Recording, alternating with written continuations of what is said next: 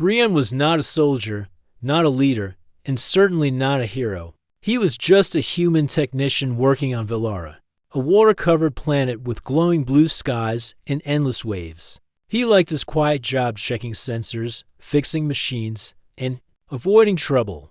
The Valerans, tall and graceful aliens with smooth teal-blue skin, rarely spoke to him unless it was work-related. Rian was okay with that today. He was assigned to check a row of flood detectors along a floating bridge that stretched over one of the large coastal cities. Velara had strong ocean currents, and storms were common, but that day felt different. The sky was too quiet. The wind felt heavy. As Rian walked along the metal bridge, he tapped on his datapad, checking sensor numbers. Suddenly, his screen blinked red. Warning, unstable seismic activity detected.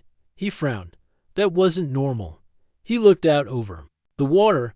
In the distance, a strange vibration rippled across the ocean's surface.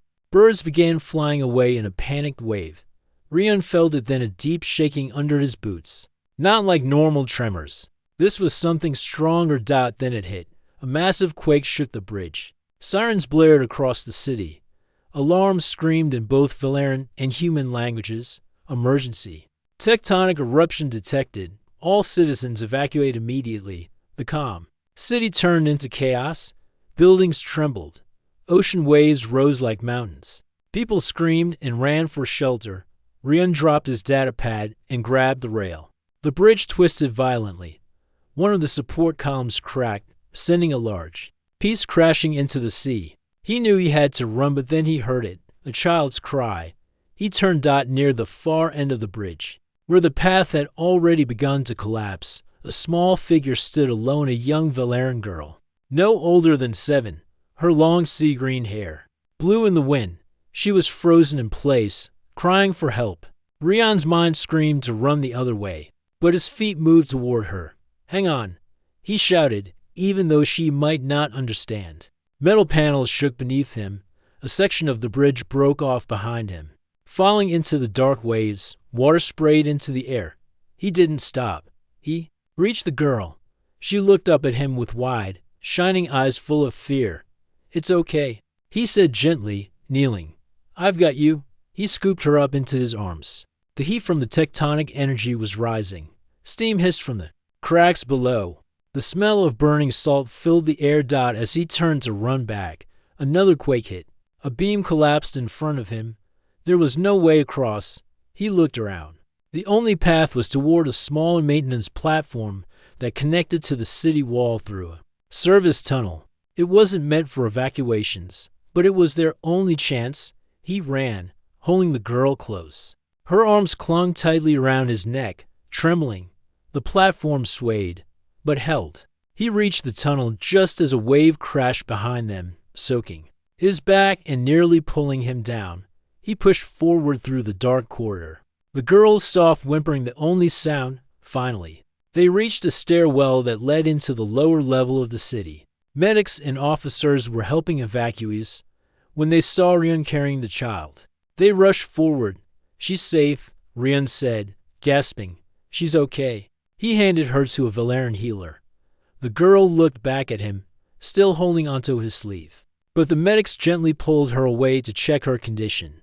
That's when Rian collapsed. He woke up later in a soft bed, surrounded by humming machines. The room was dim, with soft blue lights glowing from the walls. "You're awake," a voice said. He turned his head. A Valeran woman stood beside him. She was tall, with long teal hair tied back, and glowing silver eyes filled with emotion. Her face was calm, but her voice trembled slightly. "I am Mallory. That child, she is my daughter." Rian blinked. She's safe, right?" "Yes," Mallory said, nodding. "Because of you. If you hadn't reached her, she would have fallen." Rian sighed with relief. "Good. I'm glad I was there." Mallory stepped closer. "But you were not just there. You risked your life for hers. You fought nature to protect her. On Velara, this act holds deep meaning." Rian didn't understand. "I just did what anyone would do." She looked at him. "Seriously, no. Most would have run. You stayed. Then she said something that confused him even more. By our law, you must take us both. Rian sat up a little, blinking. What? Our custom is ancient, she said. It is called the law of debt honor. When one life is saved from death, the savior becomes bonded to that life and to their family. You are now part of us. Rian laughed nervously. Wait, you mean like responsible? Guardian? Yes. She said calmly, you are now bound to us both, myself and my daughter. He froze, not sure if this was a joke or some kind of translation error. I don't understand. I didn't ask for that. Mallory nodded. It is not a burden. It is an honor. He leaned back into the bed, trying to make sense of what just happened. He was just a technician. He fixed machines. Now, he was apparently bonded to an alien woman and her child, as confusion swirled in his mind. Mallory bowed slightly. We will speak again, Rian. Rest now. The ceremony will be arranged soon. Then she left, her long robe whispering behind her. Rian stared at the ceiling, eyes wide. This has got to be the strangest day of my life. The city of Velara had changed since the disaster. Roads were cracked. Towers leaned slightly from the force of the quake. Workers and machines filled the streets, cleaning debris and repairing broken systems. But under all the noise and movement, a strange silence remained, like the planet itself was still holding its breath. Rian stood at the edge of a tall window inside the Velaran Healing Hall, looking out over the ocean. The sky was dull today, the water dark and restless. His ribs still ached from the impact, but he had recovered enough to walk. He still couldn't believe what had happened. He saved a child, yes.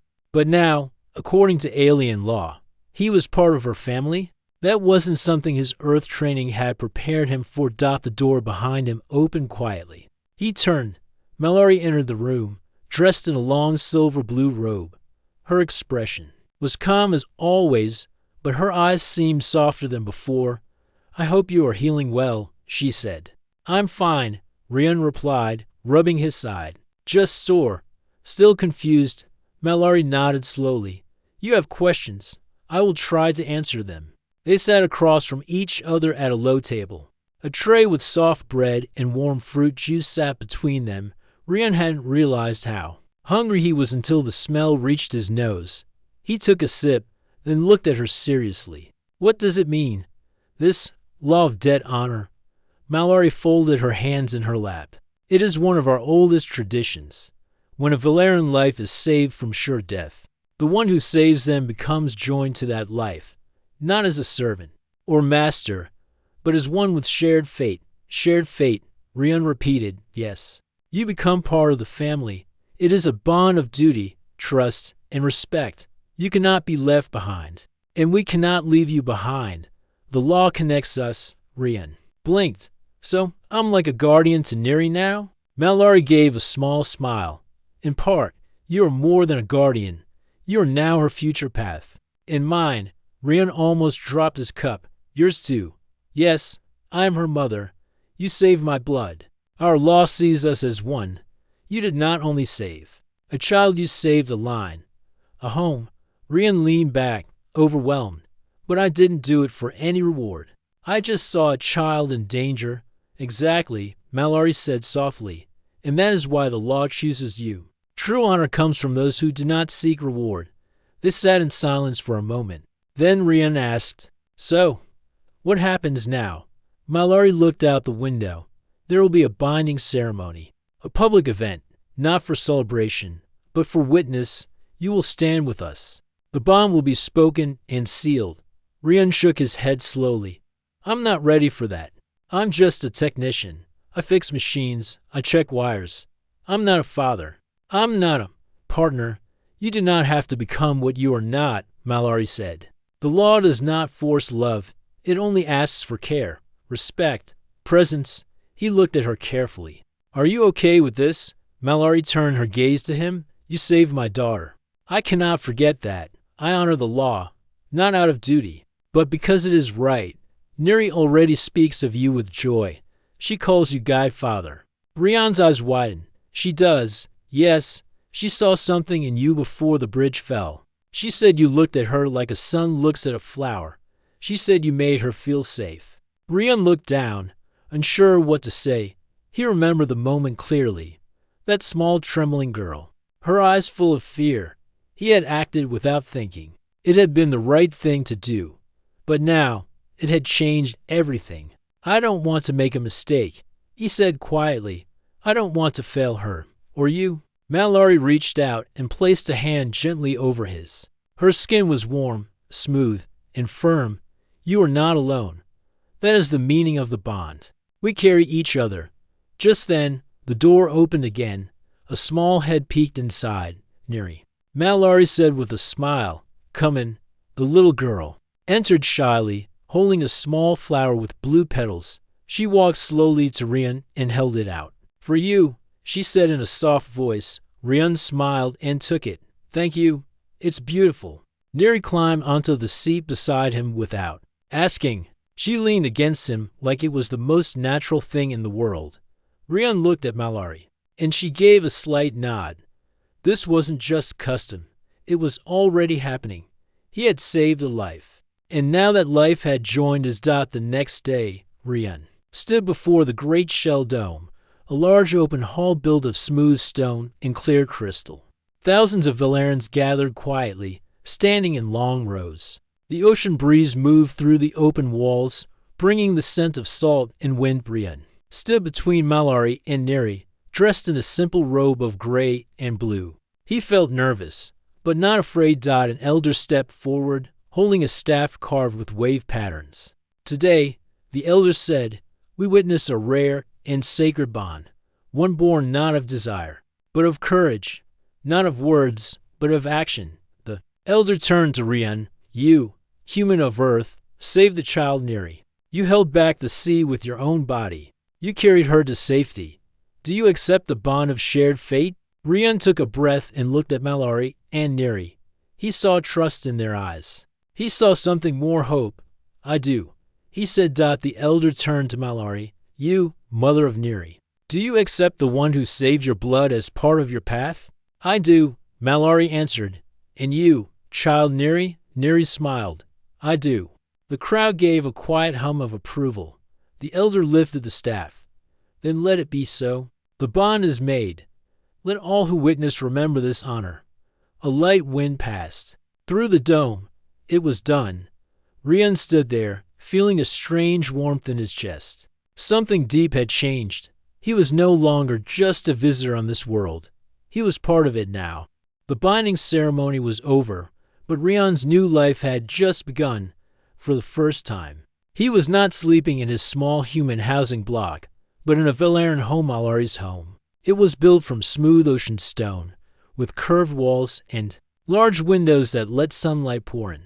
The colors inside were soft and calming blue, silver, and white. The room smelled of sea herbs and warm bread. Neri showed him around excitedly. She pointed at every room, every pillow, every glowing wall lamp like it was a special treasure. This is your room now, she said, opening the door to a quiet space with a low bed, shelves, and a glass ceiling that showed the stars. Rian stepped in and looked up.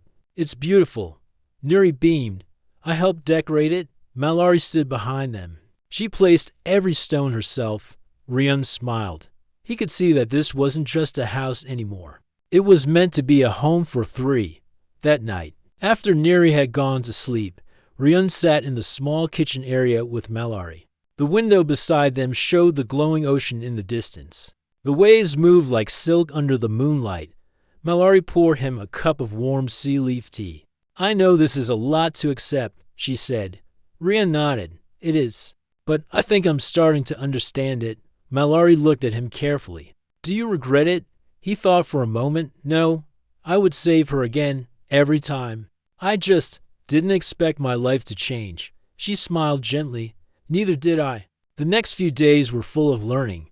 Rian no longer worked only on human systems. Now, he was part of Valeran society. With Mallory's help, he joined the city's environmental core group of workers who kept the planet's balance safe. They repaired water filters, storm sensors, and sea current detectors. It wasn't easy. Valeran machines were delicate and smooth, using flowing energy instead.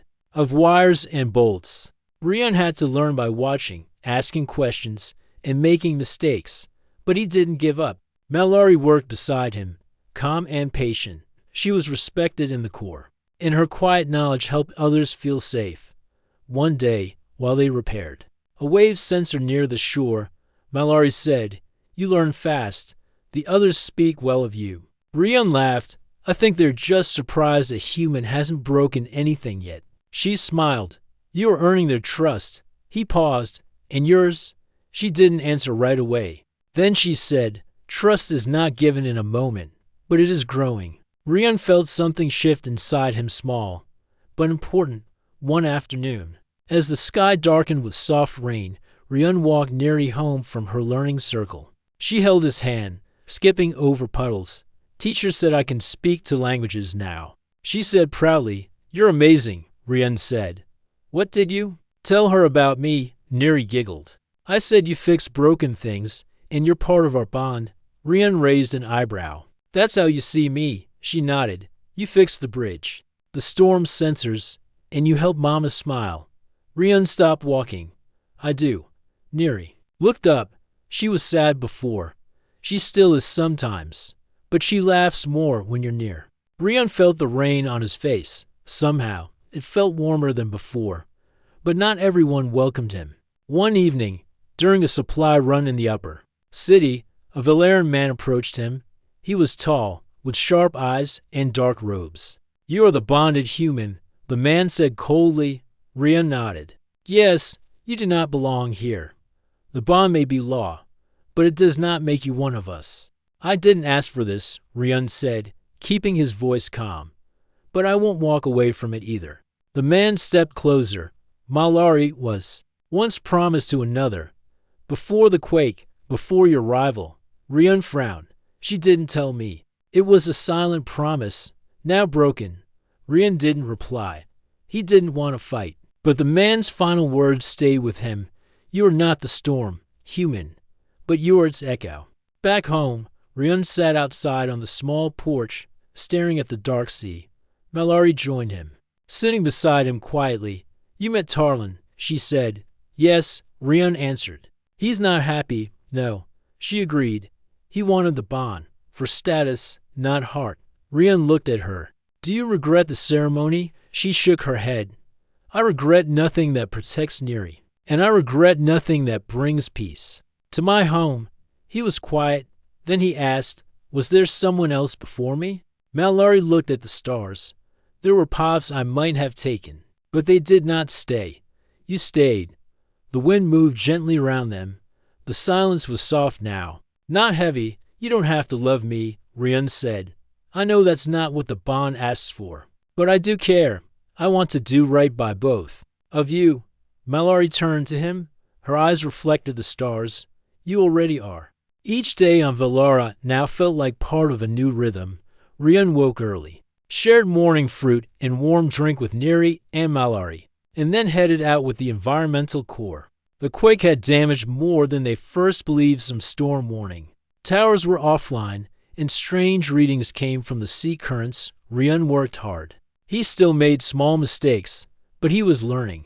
He had even built a few simple tools to help connect human tech with Valerian systems. His team began to trust him more, and they laughed with him during meal breaks. It felt good. Back at home, Neri's curiosity kept growing. "Can you show me how to fix a sensor?" she asked one evening. "Sure," Rian smiled. "But you'll have to promise not to pull out any wires without asking." Neri giggled. "Deal." Mallory watched them from the doorway, a gentle smile on her face. These moments, quiet, simple, were becoming part of her daily peace. But not everything was peaceful outside. Some Valerians still didn't trust Rian. They whispered when he passed. Others avoided him entirely, and he had received another message from Earth Command. "Technician Rian, your current placement is under review. We request a full report on your continued presence and connection to the Valerian population. Respond within 7 days." He stared at the message, unsure how to answer. How could he explain the bond, the feelings, the life he was building? That night, he sat with Mallory after Neri had gone to bed. "They want me to send a report." He said quietly, "Do you want to leave?" She asked without emotion. "No," he answered. "But Earth might pull me back, or try." Mallory nodded. Slowly, "Valara is not Earth, but you walk between both. I don't know where I belong." Rian admitted. She looked at him with calm eyes.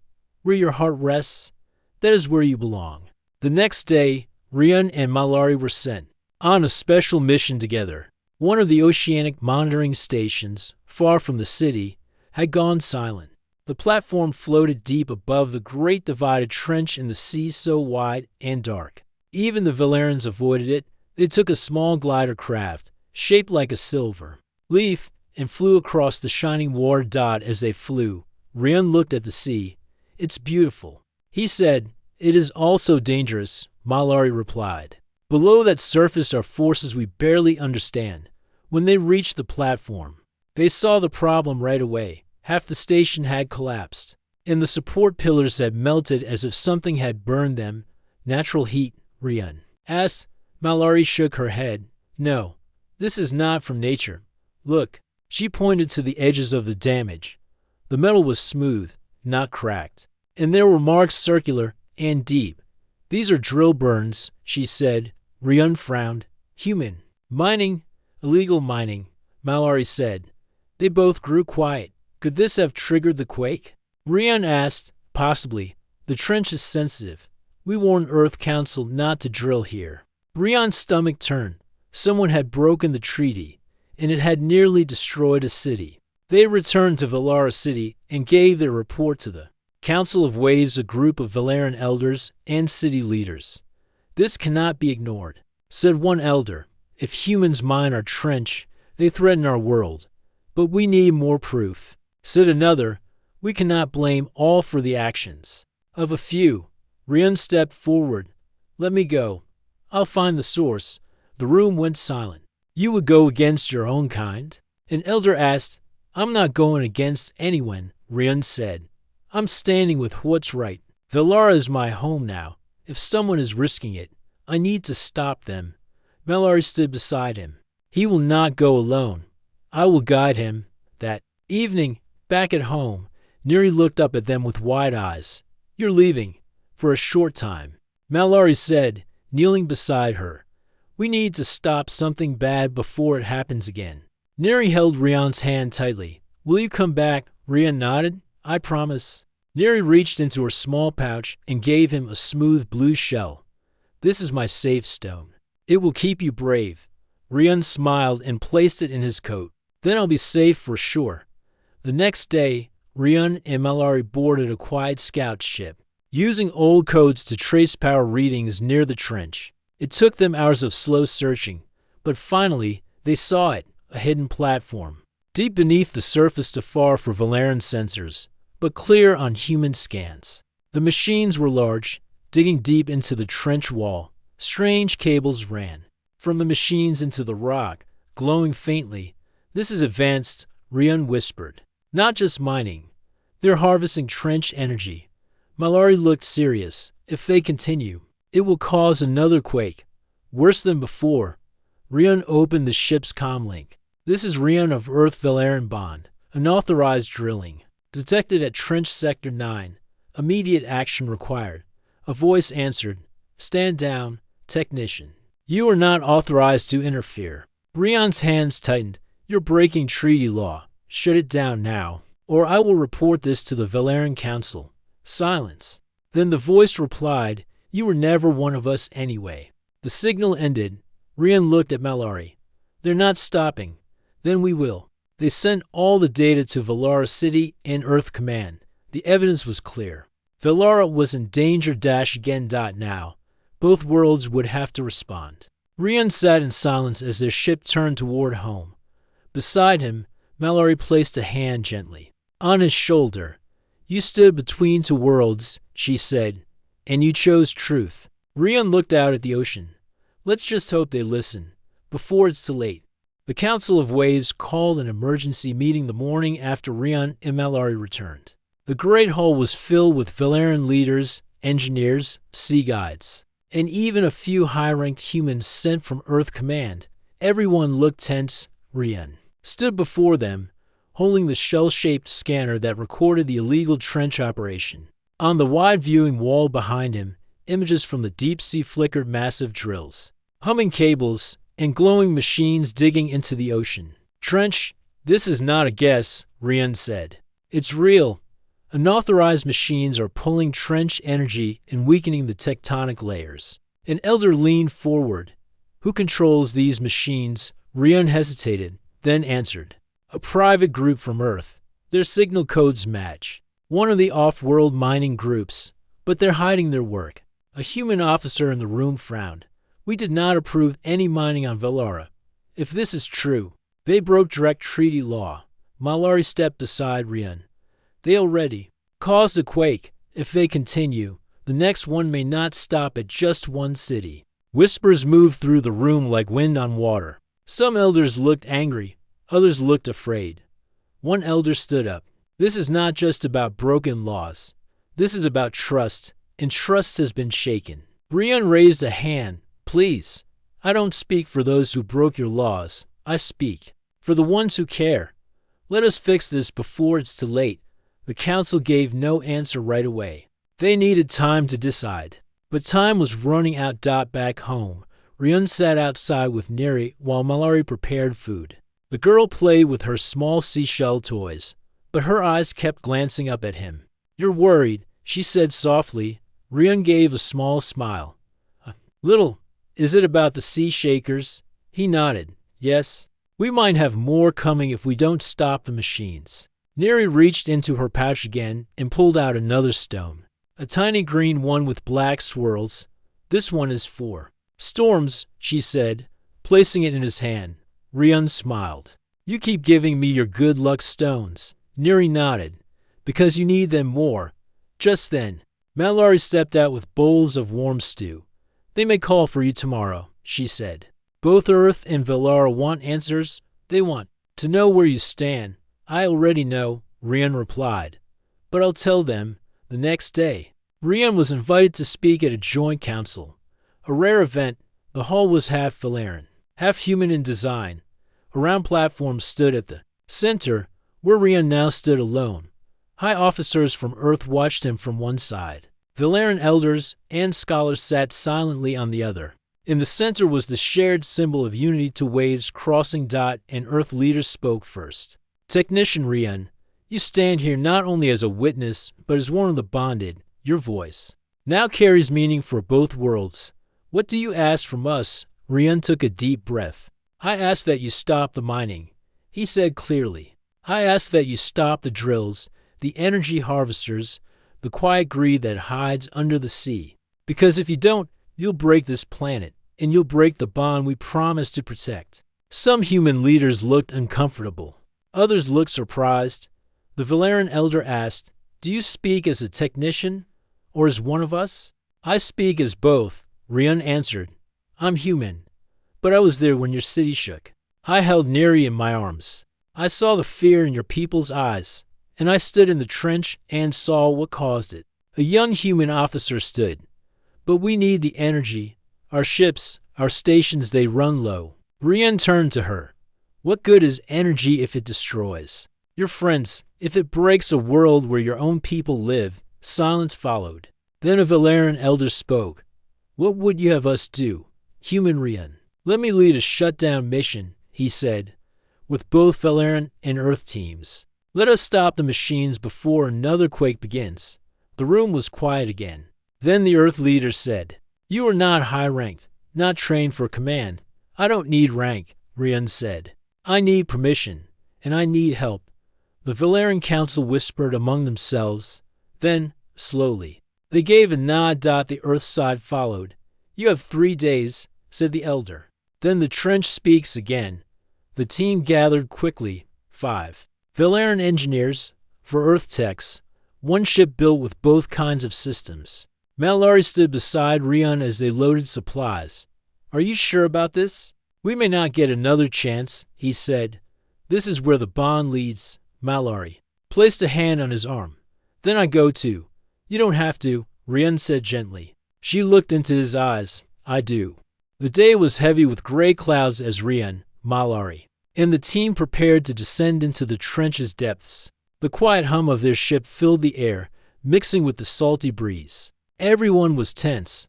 What they faced beneath the waves was unknown and dangerous. Rian looked around at the crew. The Valerian engineers checked their instruments. The human techs loaded their tools. Mallory stood calm but alert, her eyes reflecting the soft light inside the ship. "We have one goal," Rian said, steadying his voice. "Shut down the illegal machines and stop the damage. We cannot fail." Mallory nodded. "Our home depends on it." The ship's engines glowed as it slowly descended beneath the ocean's surface. Outside the windows, light faded into dark blue, then black. Finally, the trench came into view, a deep, rocky wall covered in strange coral-like formations. The machines were there, glowing faintly and humming with power. Rian's heart beat faster. The drill arms moved steadily, boring into the rock. Cables ran from the machines into the cracks below, pulsing with energy. "This is worse than we thought," Mallory said quietly. They approached the main platform and prepared to board. Suddenly, a warning signal blared. "Unauthorized presence detected," a mechanical voice announced. Lights flashed red. Rian's comlink crackled. "Stand down immediately. You are on private property." Rian pressed a button. "This is Rian, bonded to Valara and Earth. We demand a halt to all operations. You are breaking treaty law." Silence. Then a voice responded, cold and robotic. "Orders are orders. Continue operation." Rian frowned. "We have orders from Earth Command and the Valerian Council. This is illegal." The voice replied, "Your authority is not recognized. Prepare to be removed." The team moved quickly. Valerian engineers hacked the system to disable power flow while human techs worked on communication. Jammers, Rian, and Mallory led a small group toward the central control room. Inside, they faced resistance. Guards appeared human. Mercenaries hired to protect the operation. A tense standoff began. Rian raised his hands. "We do not want to fight. We want peace." One guard sneered. "You're just a bonded human. What can you do?" Before Rian could answer, Mallory stepped forward. "I am Mallory of Valara. You have broken our trust and law. Leave now." The guards hesitated, then slowly lowered their weapons. The team took control of the control room. They shut down the drills. Lights dimmed. The machines stopped humming. Outside, the sea was calm again. Back at the Valerian Council, the news spread fast. Rian and Mallory had succeeded. The illegal mining was stopped. But Earth was not happy. Officials demanded Rian return for questioning. They questioned his loyalty. Rian stood firm. "I chose Valara. I chose to protect this world, not just as a technician, but as one of its people." The Valerian Council supported him fully. "You have earned our citizenship," the elders said. "You are no longer a visitor. You are family." Mallory smiled. "And your bond to us is forever." Days later, Rian stood on the cliff overlooking the ocean. Neri ran to him, her laughter bright like the sun. "You did it," she said. He smiled and lifted her in his arms. Malari came beside them, her hand in his. Together, they watched the waves. Rian felt something deep inside. He was no longer alone. He had a family and a home. The days after the shutdown mission were filled with quiet hope. Valara's oceans were calmer, the city slowly healing from the quake's scars. The news had spread across the stars, human and Valerian working together to save a world. Rian felt the weight of his new life more clearly now. He was no longer just a visitor or a technician. He was bonded to Mallory and Neri, a part of their family and their planet. He stood on the shore, watching the waves. Neri played nearby, laughing as she chased small glowing fish that darted close. To the rocks, Mallory watched from a distance, her eyes warm and steady. Rian's thoughts wandered to Earth, to the people he left behind. Some had supported his choice. Others had questioned it. But here, on Valara, he had found something rare, a place where he belonged. One evening, under the soft light of the twin moons, Mallory and Rian sat together on the smooth stones by the water. Neri was asleep inside. Mallory reached out, touching his hand gently. "You have changed more than this world, Rian," she said softly. You have changed me. He looked at her, surprised. I was lost after the quake, she continued. But you brought me strength. You reminded me of hope. Rian smiled. I never thought I could be part of something like this, neither. Did I? She said. But sometimes life chooses for us. They sat in silence, the ocean whispering around them. In the days that followed, Rian trained with the Valerian Environmental Corps. He learned their ancient ways, the way they listened to the ocean, the language of the tides, and the meaning in the winds. The bond was not just law. It was living connection. Neri grew quickly, her laughter brightening the halls. She asked questions about Earth and about the stars beyond Valara. One afternoon, she looked up at Rian. Will you teach me to fly a glider someday? Rian smiled, lifting her onto his shoulders. One day, little one, soon. But peace was not easy to keep. Reports came from distant systems. Other humans were trying similar mining on other worlds. The galaxy was hungry for energy, but many forgot the cost. Rian knew the fight was not over. But now he was ready, not alone. He had Malari and Neri. He had Valara, and he had a future. One morning, a message arrived from Earth Command. It was an invitation to join a new council of worlds that cared for balance and peace. Rian read it aloud to Malari. They want me to help lead, he said. Malari smiled. They see what we already know. You are more than a technician. You are a bridge. Rian nodded. A bridge between two worlds. The binding ceremony had started it all. A day he never expected, but now could never forget. He reached down, taking Neri's hand. Let's show the galaxy what we can do, he said. Together, they stepped forward into a new dawn.